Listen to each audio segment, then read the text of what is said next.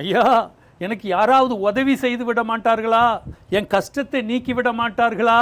என்னுடைய நெருக்கத்திலிருந்து, இந்த போராட்டத்திலிருந்து நான் விடுவித்துக் கொள்வதற்கு யாராவது எனக்கு வழி செய்து விட மாட்டார்களா என்று சொல்லி அநேகர் நொறுங்கி போன இருதயத்தோடு, கண்ணீரோடு இன்னைக்கு மக்களிடத்தில் தங்களுடைய குறைகளை சொல்லி கொண்டு இருப்பதை பார்க்கலாம்.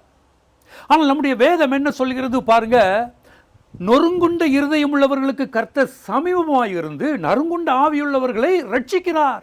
அண்ணாளுக்கு ஒரு குழந்தை இல்லை, பல வருஷமா இல்லை, கண்ணீரோடு தன்னுடைய கணவனிடத்தில் முறையிட்டு பார்க்கிறாள்.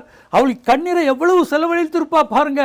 வருஷம் வருஷம் கர்த்தருடைய ஆலயத்துக்கு வரா. ஆனா ஒரு வருஷம் வந்தது பாருங்க, அவளுடைய இருதயம் நொறுங்கி போயிருச்சு. கண்ணீரோடு ஆண்டவருடைய பாதத்தில் இருந்து தன்னுடைய வேதனையை கர்த்தருடைய பாதத்தில் வைக்கிறாள். அன்னைக்கு அவள் அற்புதத்தை பெற்றுக்கொண்டாள்.